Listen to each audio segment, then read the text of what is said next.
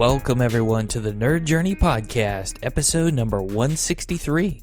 We're joining you every week to talk IT career progression and bring you the advice we wish we'd been given earlier in our careers. I'm your host, Nick Cordy, at NetworkNerd_ on Twitter, filling in for my normal co-host, John White, at VJourneyman. We are both pre-sales technical engineers with backgrounds in IT operations. We hope our career discussions will be vendor neutral, relevant across disciplines, and remain timeless. If you're enjoying our content, please drop us a positive review on Apple Podcasts or wherever you subscribe. And if you want to get in touch with us, tweet or DM at Nerd Journey. Ultimately, we're just two nerds on a journey to career enlightenment. So let's take a trip.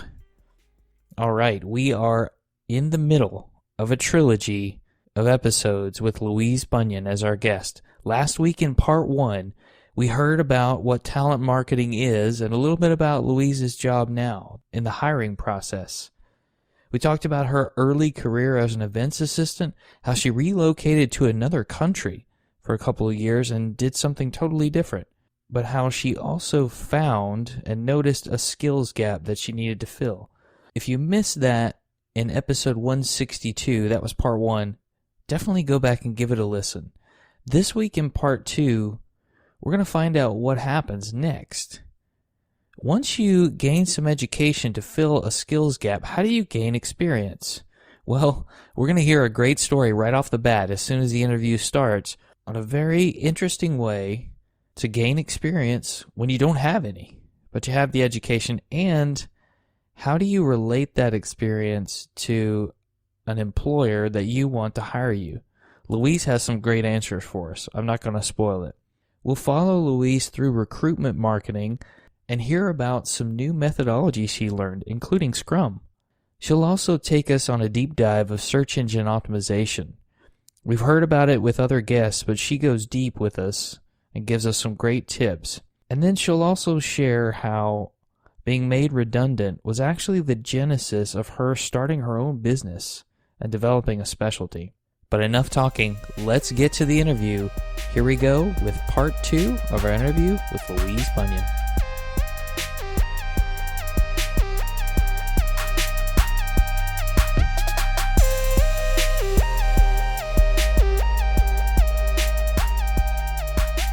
Louise Bunyan, welcome back to the Nerd Journey Podcast. Thank you so much, John. Delighted to be back. And I should say, I missed the first recording session that we had with you. I was a little bit ill, and I felt really bad. But listened back to it, and it was really fascinating. But for those who maybe have lost the context, could you remind us who you are and what your current position is, what you do there? Absolutely. So my name is Louise Bunyan, and I am based in Cork in Ireland. And today I am a talent marketing specialist with VMware, and I also have a small side hustle called SmartFox, where I specialize in LinkedIn training for sales professionals and job seekers and students. Awesome. That's fascinating. All of that is, spawns so many questions. Again, I want to encourage people to go back and listen to the first session that we did with you.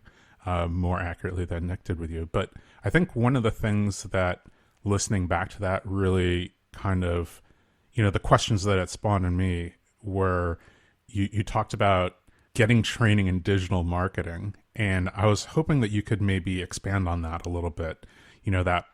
That process that got you there, like I think it was being made redundant. And then, what that training was like and where it took you. I suppose I was in New Zealand for 2 years and I was teaching English to international students. And I had studied communications and public relations before that. So I came back from New Zealand, let's say December 2011. All of a sudden, I was applying for like these jobs, these digital marketing jobs, and I thought I was great because I'd volunteered at the third biggest sporting event in the world, and I thought I'd walk back into, actually there were PR jobs, public relations jobs at that stage, and I kept being hit with like no, and it was basically because digital marketing had just exploded in the 2 years I'd been away. And I knew that like people who I had studied with in my postgrad were now directors in public relations companies, and they were all going back getting like their diploma certificates in digital marketing. It had become that like essential really at that stage. So I was very, very, very lucky that I saw a government funded course in creative digital marketing in my local university, and I applied and I got in, and that was basically the next chapter of my life, and I didn't realize it at the time.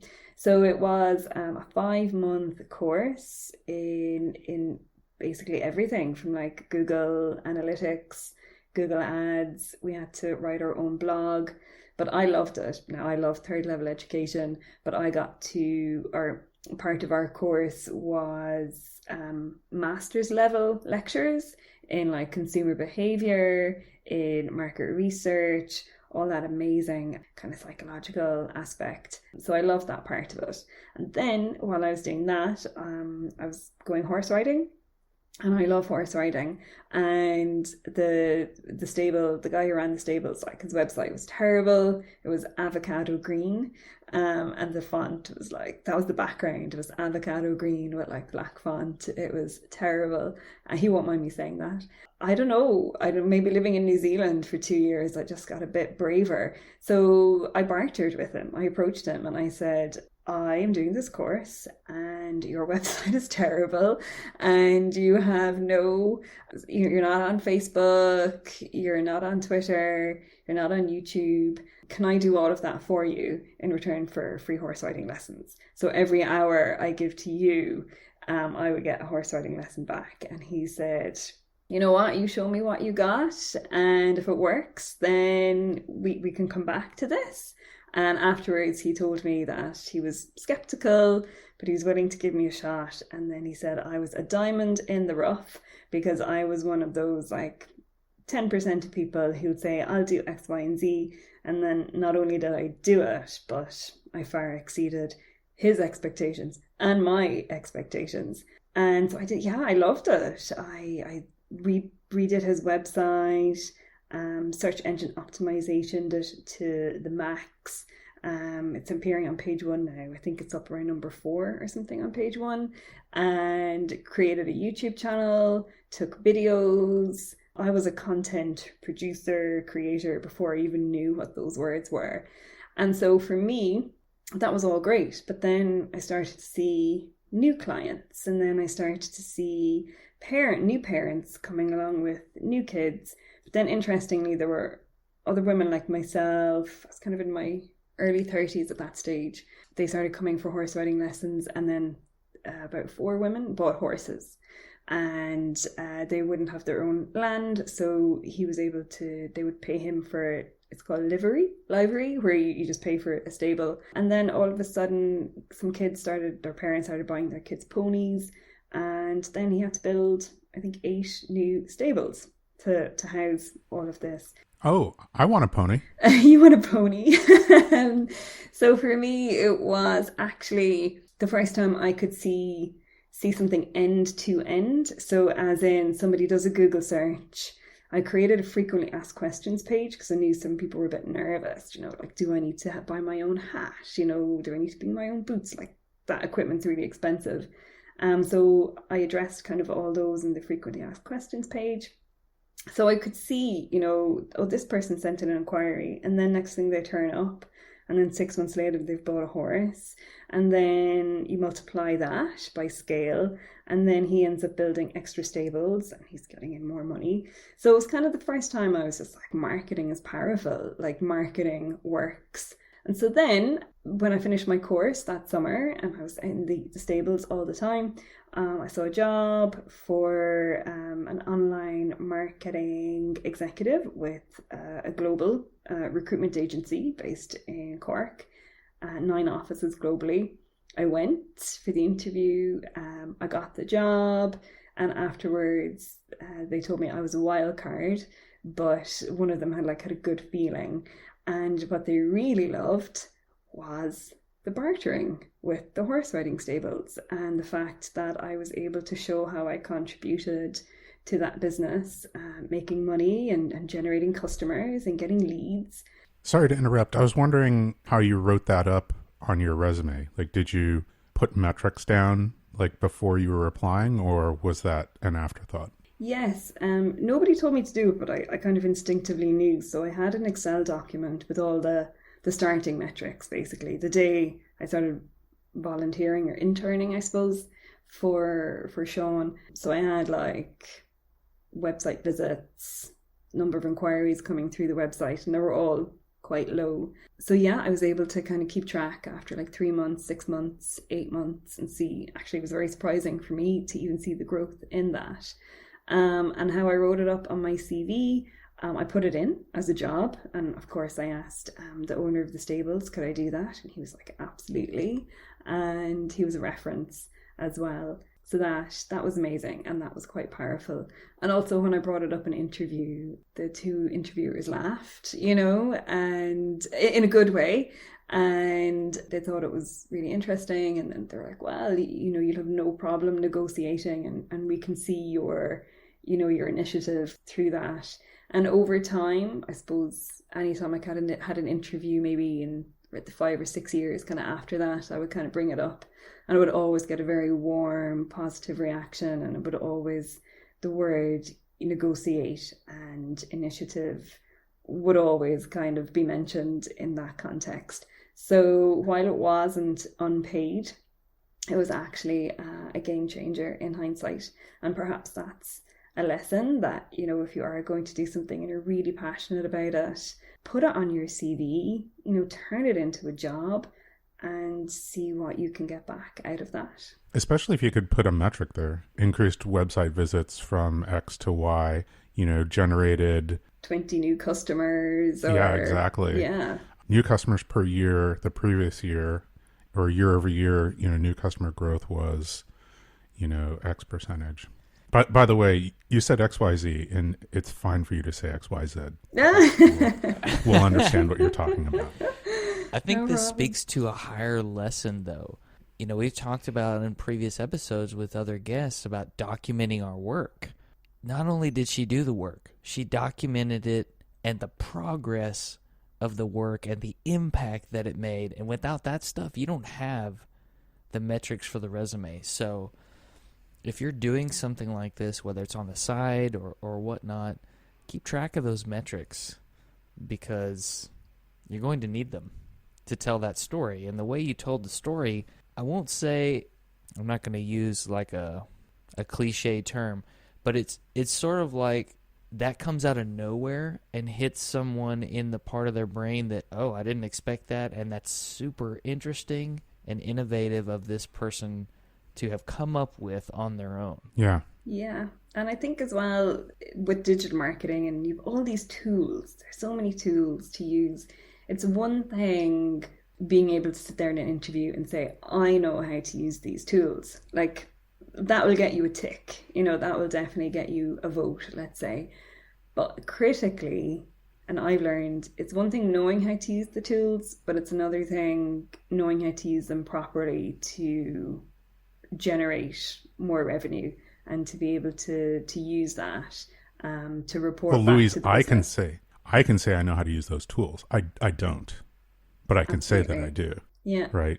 But to have proof of work, right, to be able to show business impact and then have a business owner say, yes, Louise definitely did do that. And in fact, those numbers are a little bit out of date. And I've had to, my main problem right now is access to capital to expand my business quickly enough. That is like a massive, massive proof point to be able to say that. And even just backing up to say, you would imagine that like this is an industry which isn't necessarily something you'd point to and say, it's going to be, shaken at its foundation every 3 years. But, in sales engineering, for example, what Nick and I do, we constantly have to learn because things are constantly changing. But that's not just our industry, right? That's almost every industry is being affected by technology, and that ability and willingness to go back and learn and take new courses, even at, graduate level courses, and then do, the proof of work is just key to everybody's continuing like upward trajectory in their careers, right? Absolutely. And through my LinkedIn training, I've worked with some job seekers and they might not have third level education. And because they don't have a degree, they're always a bit embarrassed over it, or how do I go about this now on my LinkedIn? And I have a degree and a two postgrads, but I still have to do my Google Analytics Academy courses. I still have to, like, there's a new feature on something or there's a new tool. Like, I still have to sit down and learn it, and it's essential. And the sooner you make your peace with that you will never be, you'll never know it all. Like, because as you said, things are like developing and moving so quickly, and tools change, tools upgrade, they get new features. And actually part of the work I'm doing with VMware is training and enablement. And we can just see how vitally important that is for our recruiters and sourcers to be upskilled in the basics of using the Beamery tool, but also there's a lot of new features coming out, and there'll be even more coming out over the next year. So we're actually putting in place a training and enablement plan. And so every time there's a new feature, we've set a target that we would ourselves, our small team, will be trained up within about 3 weeks. And then we'll create either bite-sized training then for our recruiters and sourcers to make sure that they're upskilled in the new features. So as you say, it's just a part of life, and you always just have to upskill and train and move along when things are new and new features come along. It almost feels like, that there's a shift in paradigm, that coursework, experience, and proof of work is going to trump like a degree with no experience.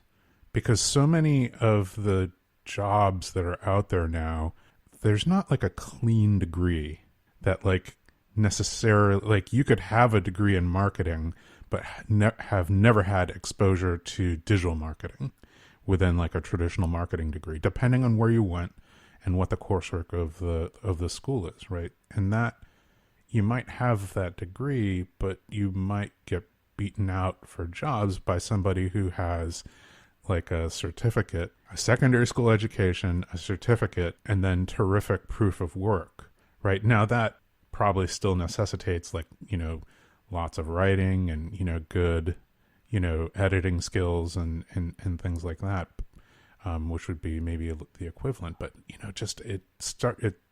I feel, I don't have any good numbers on this or metrics, but that the foundations are shaking underneath us for this type of thing.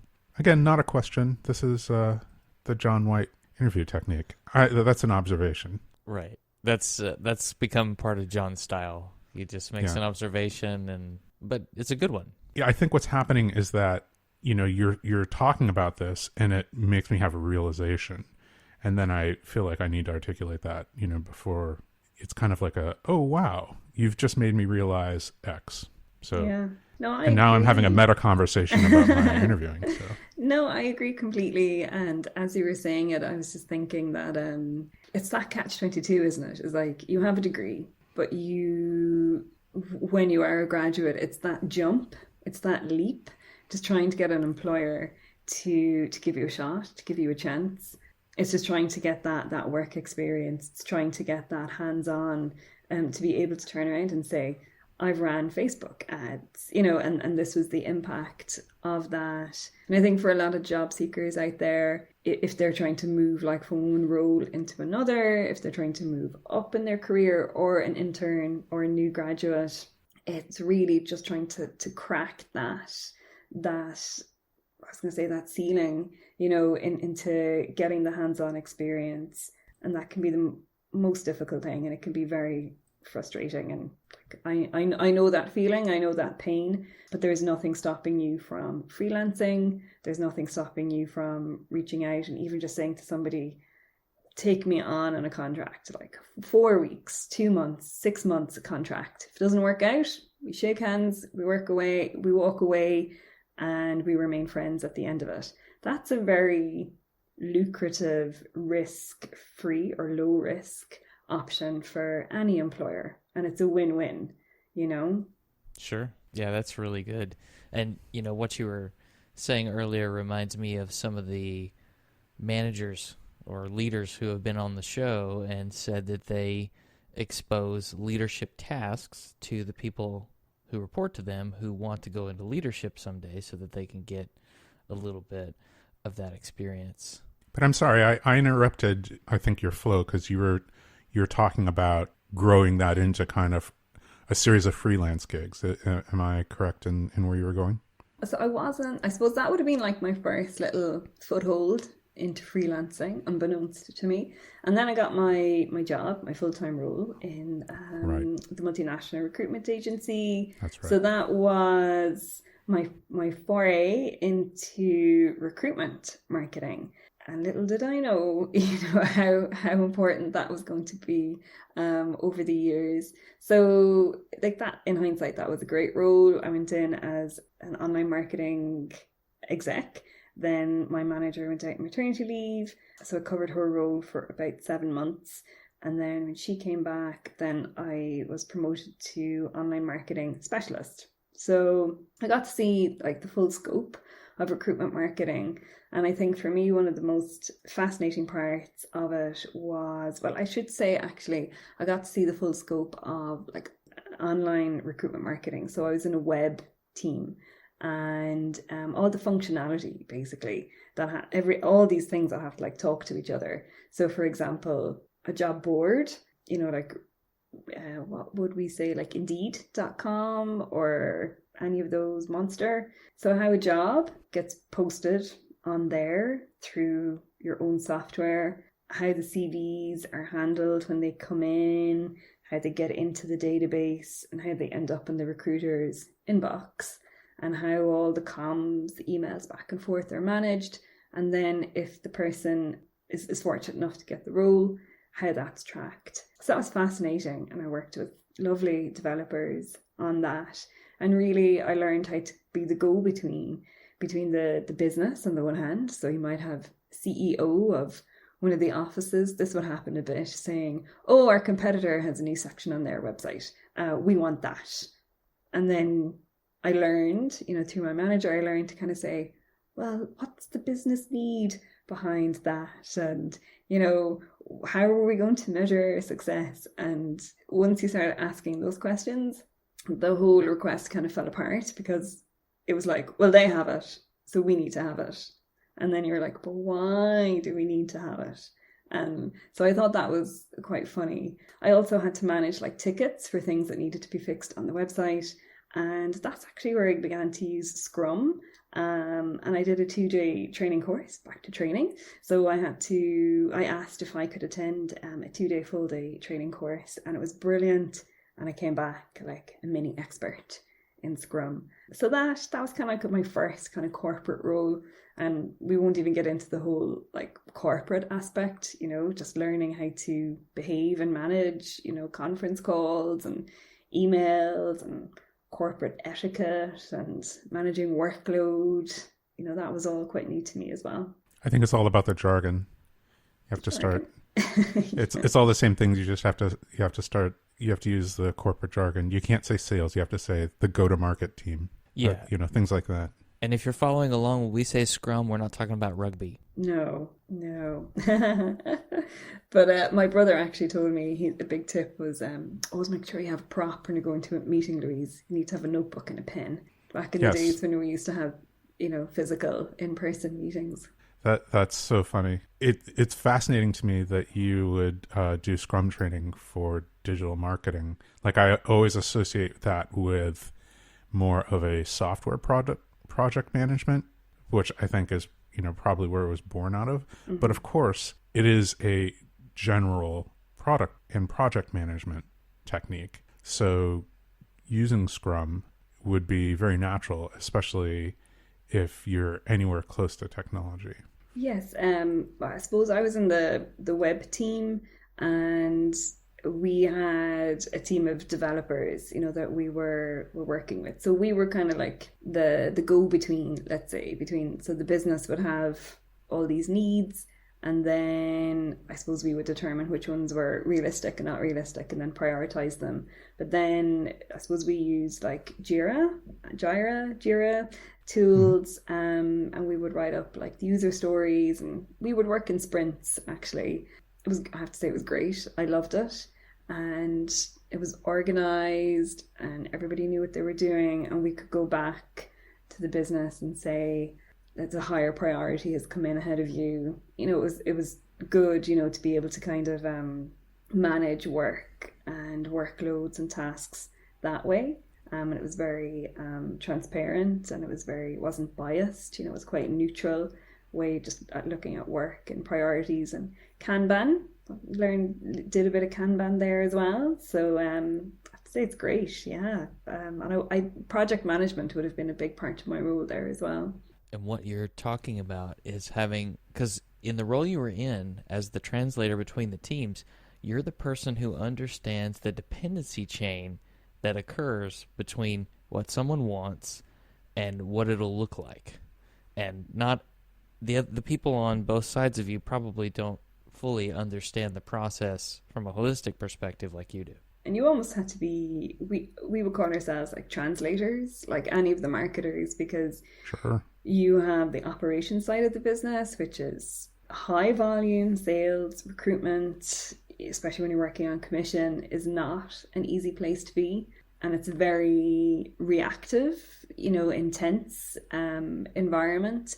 And we would have to kind of translate those demands for our developers, who would speak a completely different type of language. And then vice versa, take kind of developer speak and say, oh, well, if they want 100% of the project, that could take us 6 months.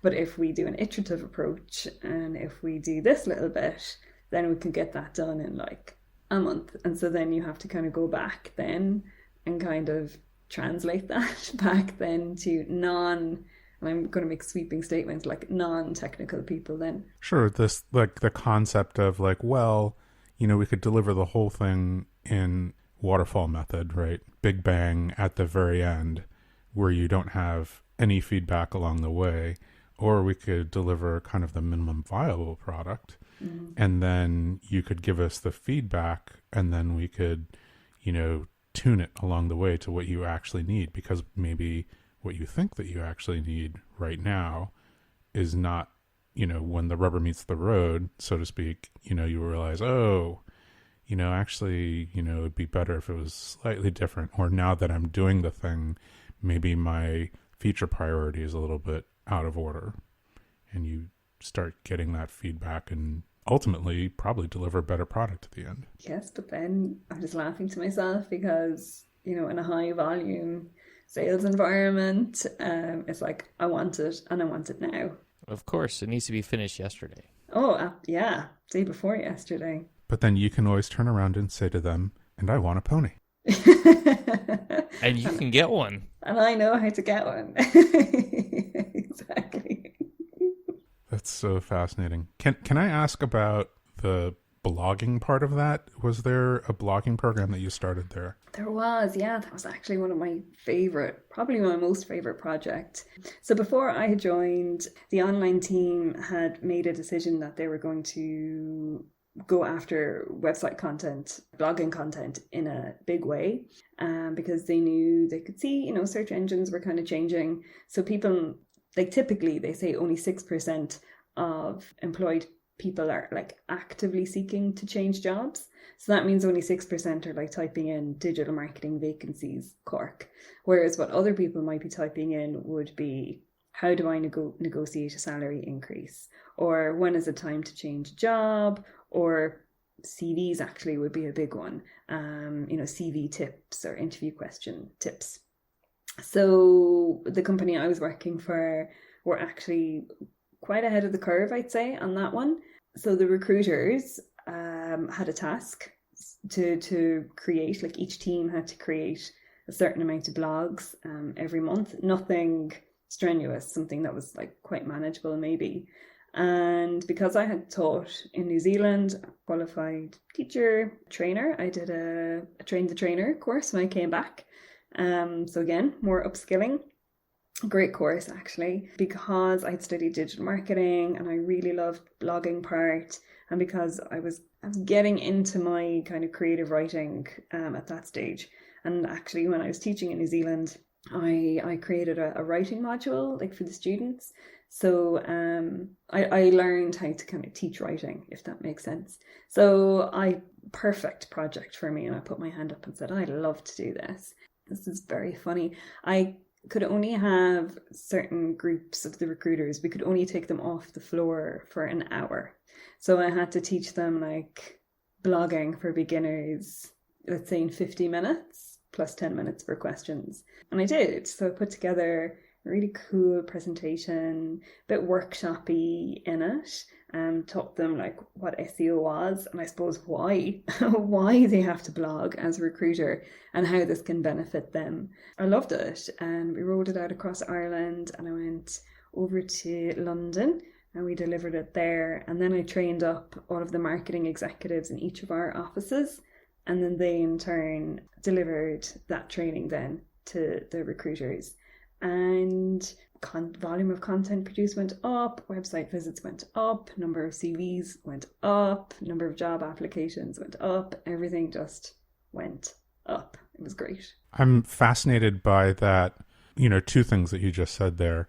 One was the spreading out the writing over a large team. Mm-hmm. Like, so the impact doesn't fall on any one person, right? Like that is fascinating and makes a ton of sense to me, rather than having it be like one person's, intense uplift. And then the second thing that you said, like you're maybe the third person that we've talked to who's mentioned SEO when talking about doing content development. And I'm wondering if maybe you can expand on that a little bit. We haven't had a chance, for someone to really talk about. Like, I'll tell you, like, my interactions with SEO have not been great, right? Like, I've had, like, kind of the basic plugins in WordPress that tell me to, like, oh, hey, you need your title to kind of reflect, like, the keywords that you want people to, say. And then, hey, you haven't actually put in, the title of the blog post, like, in the blog, like 4 times, so it's just, it feels like so crude, but I just assume that there's like an elegant version of it out there that is not like a club. And I'm hoping that is true, and that you could maybe expose us a little bit to that. I'm a words person, right? So it all comes down to words. I'm also a marketer, and it all comes down to people, okay? So user behavior, what do people need to know? And so if you think of like Venn diagrams almost, it's like, what words are people putting into search engines? What are their questions, queries, pain points? What information are they looking for? And a simple example I give is, I want to go to Greece on my holidays and I want cheap flights to Greece. What do I type into Google? I'm going to go cheap flights Greece. Amazing. Okay, you're an SEO expert. So that's the first one, okay? So, but I wouldn't title my blog Cheap Flights Greece, right? Why not? Because that's what people are searching for. Okay. Right? How about how to find a cheap flight to Greece? Or 100 things you need to know. 5 tips to find a cheap flight to Greece. Amazing. So my work here is done. So look, that's one part of it, okay? You taught me well, Louise. I did, Nick. So that's one part of it, right? You have to kind of meet people where they're at. There's no point reinventing the wheel. It's very basic. Words, okay? What people are looking for, you have to have them on your website. Google will help you. So one of my favorite tools is Google Search Console. It used to be called Google Webmaster Tools. And I was even doing this today and yesterday. So when you have that hooked up to your website, you can download a list of the top 1,000 search queries that people are putting in and landing on your site. for free. This is all for free. And John's making faces here. I think I've blown your mind. It sounds like we need this for our own blog site. For your own blog. Podcast site. Well, we've only been doing this for 3 years and you didn't know that. So you download your list, and it gives you tabs at the end. So it gives you 4 columns, and it gives you the number of clicks per query. So you obviously rank from like the highest to the lowest. Then in the next column, it'll give you impressions. So how many times that is appearing in the Google search results. Then it'll give you the click-through rate. So you can see, is it getting a high number of clicks or low number of clicks? And then the next column, it'll give you position. So obviously, if you're number 30 in the search results, you're on page 3, that significantly lowers the potential of clicks, because they say the best place to hide a dead body on the internet is on page 2, because nobody goes beyond page 1. Well, I do. I'll go as far as like the 6th or the 7th page, because I don't believe the whole internet can be whittled down to the top 10 search results on page 1. So that's regardless, and I used to write website copy before, and I was in my own business in SmartFox, and these are my steps. That's number 1, download your search queries, and it is just a wonderful way of seeing what are you appearing highly for, what is low searched, and you're on page 1 for, sure, that's no good. Like, you know, if nobody's clicking on that, what are the really good keywords, and you kind of instinctively know them. It's like, well, that's us in a nutshell, like these 4 or 5 words, but we're way down on like page 60. You know, it's kind of like more of an intuitive thing. So basically I'll color code things going great phrase, amazing keyword, very competitive, no wonder we're down on page 50. So I'll color code them, and then I'll color code the ones that maybe in green that are like, I'm happy with them. Do you know what I mean? So like if you Google VMware, we're number 1. Amazing. Okay, so, and we get a huge number of clicks. So when that kind of work is done almost with those ones, but it's the ones that are really good, strong phrases, and the words that you're not appearing highly for, you're not getting a load of impressions for, and you're not getting a lot of clicks for, that's kind of like a signpost for you almost. You're kind of being spoon-fed. Here are your top 5 phrases. And the great thing is, once you have them, you go to work on your site. You look at your meta titles, you look at your meta tags. Are they actually click-worthy? Like, if they were to appear in a search result, the way you've written it, like, will somebody click on it? That's kind of where you get your copywriting kind of expertise coming in. And then a very cynical way then is to just start pumping out your blog content for those keywords, drive up the volume of those words on your site. But it has to be quality, you know, because of the Google algorithm, really good quality. And I have a very practical example. I'll give away all my secrets. Back when I started freelancing, so I know we're skipping ahead, but I got made redundant, couldn't get a job. I interviewed for 5 months and I started freelancing. And a training company got in touch with me and they said, we see you do a lot on LinkedIn and digital marketing. Would you like to be one of our trainers? And I said, yes, absolutely. So imposter syndrome was kind of kicking in, but I said, I can do this. So one of my first gigs when I started out, my very first one was like full day LinkedIn training. And I thought I would get like the slide deck, everything. I thought I just had to rock up. I didn't. Now I knew this 2 weeks beforehand. I got 4 slides. I got a blank template. I got the cover slide. I got 2 other slides, and I got an attendance form. So I had to create a whole day's worth of training content. I think I created over like 90 slides myself. So not only did I have to create the actual content, they gave me 5 bullet points. I had to create it. But the great thing was, because I created that content, that was my content. So the company didn't own what I created. So I was able to flip that into SmartFox branding. I began to get more and more LinkedIn training through this company because because they were just delighted, the clients were delighted, and there was such a need for LinkedIn training, and their search engine optimization was really good. So they were appearing like far higher than me. I think I was on page 2 of Google, and they were like number 1 or number 2. I started to do some work on my website, the more I specialized in LinkedIn training, but I wasn't getting the gigs. I was still, a lot of my work was still coming through them. And I found out they were getting paid X amount, a big amount. And then I found out that I was only getting a small percentage of that.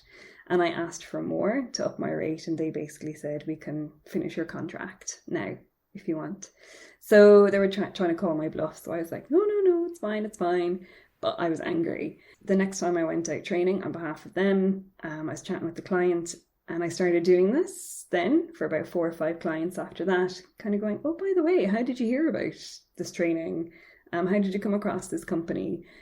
And no joke, the response was, oh, Google search. And, we contacted about 4 places, and they came back really quickly, and they were quite reasonable. So my brain was like, Louise, you're an SEO person. Come on now, we got this. So like a woman possessed, one weekend I rebranded, I suppose, my entire site. I called myself like Ireland's LinkedIn training specialist. I wrote 4 blogs in one weekend, all about like how-to stuff on LinkedIn. And slowly but surely, my site began to climb up, and then I bypassed them in the Google search rankings. Then I started to get more phone calls. I started to get more inquiries. So I stopped working with them because all of their LinkedIn work dried up. So I had carved out such a reputation for myself, not only through my site, obviously, but my network. I was doing a lot more speaking events. I was doing more conferences. Like, you need all that. You need to build up all that as well. It's not just website stuff. About 2 years ago, I was like, I need to write more like how-to stuff on LinkedIn. And the big one was, I suppose, when the pandemic hit, it was the open for work, the hashtag open for work, the green kind of frame around your picture, and the open to work section. I was kind of being asked a bit about that, like in my talks, and so my brain just went, oh, frequently asked question, this is a hot topic, I wonder how many people are Googling. How do I do this? How do I turn it on? What is it? How do I turn it off? So I wrote a blog with like screenshots, quite comprehensive. So was that. And then I kind of noticed it was getting good enough traffic. Started working with VMware. Didn't think too much about it. The other day I popped into my Google Analytics. It's just like it's getting a couple of thousand visits a month. And I'm just like, what's going on here? Has it been referred like from a big site or something? So I went into incognito and I Googled, LinkedIn open for work setting, and my blog comes up at the top, not even on number 1. It's got its own section up at the very, very top with some of the screenshots, and I just went, okay, well, that could be a mistake, because it's on my computer, so it might like know my search history. So I went to another computer, went into Google, or went into incognito, typed in the same thing, made sure it was like google.com, not google.ie, exact same search results. And I just said to myself, well, that makes sense. No wonder I'm getting that much traffic to this blog. So blogging is powerful, and that is, for me, that is search engine optimization. It's not about WordPress plugins. It's not about fiddly little bits. It's that intersection between having the awareness and the knowledge and that gut feeling to know this is a frequently asked question. This is a problem that people have on scale. This is what they're going to type into Google. I know the answer, and I'm just going to bring quality to my answer. It might take me a year for the traffic to take off, but this is the intersection. Does that make sense? I love that story, especially with the kind of quiet back-end lesson of it has to be quality content, because what quality content gets you is, like, on the absolute high end, is that Google starts referring to you as like the kind of canonical answer, which, very rarely happens, right? A lot of times it'll be IMDb for like media content, or I think there's probably a partnership with Wikipedia to show some of those like answer cards. But for you to so thoroughly like answer a question that, you know, Google decides that you are the canonical answer to something above even the company who's like, you know, publishing the software on it, like that is amazing. And that's writing a quality blog, not going through your the search terms that landed people on your page and just stuffing all those search terms into the meta tags, right? Yeah. And like people, job seekers, people are at the heart of that blog. And I just thought myself, you know, if I wanted to know all about this tool, if I wanted to know what it is, how do I turn it on, what impact it has, but critically, how do I turn it off? Where would I go? How would I learn how to do that? It's just, I suppose, once in a blue moon, it's just really resonated. And I was on the zeitgeist or whatever, you know, at the time. And I suppose it was just when the pandemic hit. And I suppose if you factor in now the Great Resignation, you know, where we've come out the other side of it, people probably want to know a bit more about that as well. And unfortunately, there's been redundancies. And if people are open to work, and I've learned as well when it comes to LinkedIn, people always want to know about privacy. Who's going to see it? How is it going to appear? Will my company know? Will it appear on the newsfeed? So I made sure to address all of that within Open to Work, because there is a very public setting, and then there's only a setting then that's available just to recruiters as well. Yeah, this is that link between learning, writing, and curiosity that just can't be broken. I think that's fantastic. Now, you've mentioned this a couple of times, Louise, and I think we should dive deeper, and that's this idea of being made redundant, because I want you to tell the story of what happened.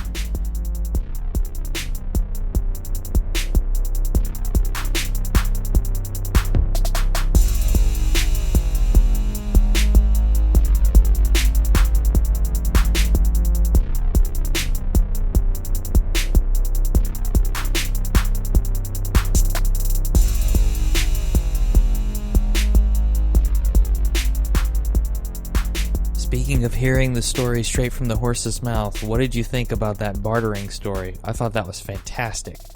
Not only did she make a deal with somebody to trade services, she also tracked the progress and impact of her work. Hopefully we all are documenting our work and its impact, because that's super important. And there was a relatable experience there. Negotiation and initiative are what future employers saw as skills that Louise had because she had done that, and she put it on her resume as a job. I saw someone post on Reddit the other day that they had to take some time off work to go and manage the farm for their family, and they were worried about addressing that gap in the resume. And after hearing this interview with Louise, my advice was put that on the resume, because there has to be some relatable experience that a future employer would see that could help you in your next role. And I think maybe we forget that. We forget the types of things that we can list as experience on our resume.